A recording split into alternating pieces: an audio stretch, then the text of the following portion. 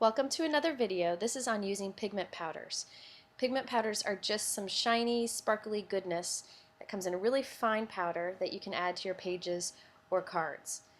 I wanted to start out by saying that this layout was inspired by something I saw in Creating Keepsakes by Melissa Deacon, and she was kind enough to allow me to lift it for this project. First I'm going to start by, I punched these scrap circles and I'm just kind of laying them out so I can kind of plan what kind of circles I need and so on and so forth. So these are just scrap ones that I'm positioning. Now these dark brown circles are the actual ones that I'm going to put the pigment powders on. So I'm just kind of planning where they'll be. Now that purple square there, that's just scrap paper, and I am temporarily adhering my circle to the scrap paper. This is Versamark ink. It's just a sticky clear ink, and I'm going to generously ink my stamp and stamp it onto the flat side of that brown cardstock circle. You can see the Versamark ink stamped on there.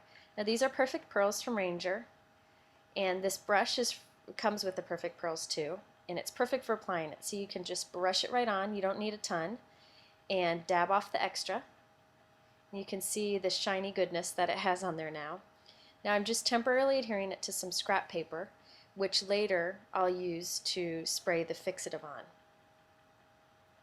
Now you can see I didn't pour the pigment pearls or the Perfect Pearls out.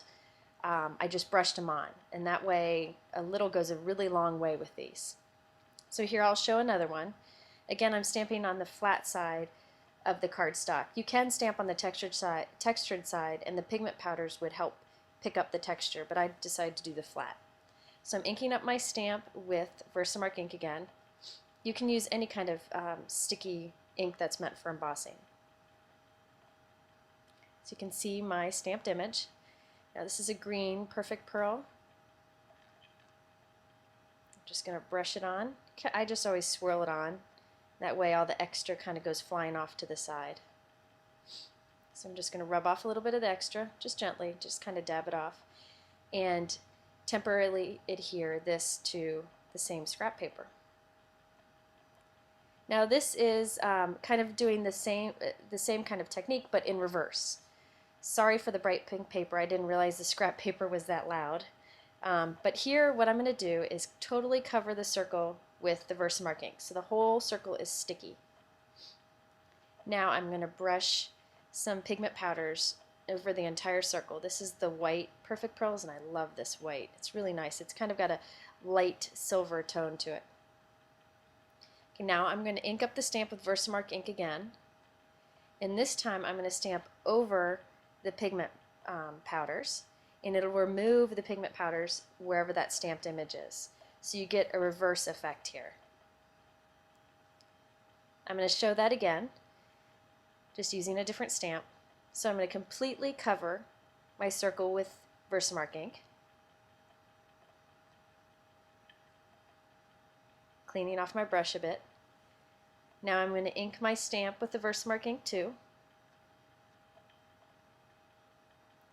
And before I stamp it, I'm taking some turquoise pigment powder, swirling it on here, covering it real generously.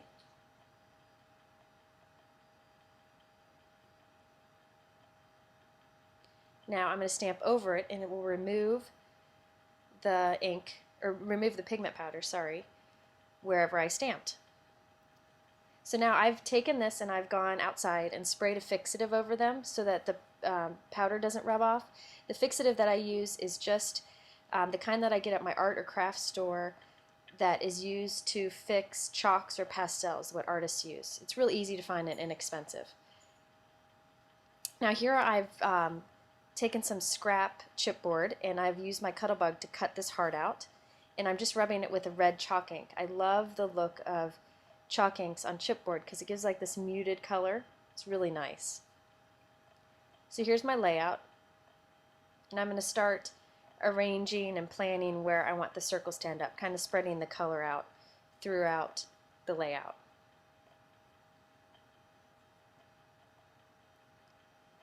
And of course, because of my heavy addiction to foam dots, I'm putting these on with 3D dots from EK Success. Just a few behind it, gives it a raised look, And especially on a layout this simple with a white background, raising the circles up gives a little bit of a shadow that really makes a big impact.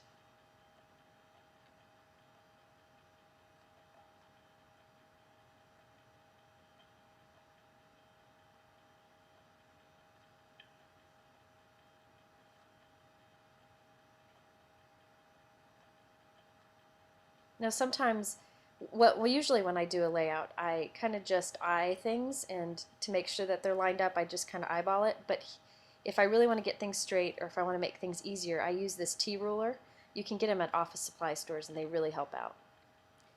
Now, because I covered this chipboard heart with ink, it didn't want to stick to any adhesive. So I'm using a liquid adhesive called Diamond Glaze from Judikins. This is my favorite liquid adhesive. Basically, when you stick something down with it, it's going to stay put.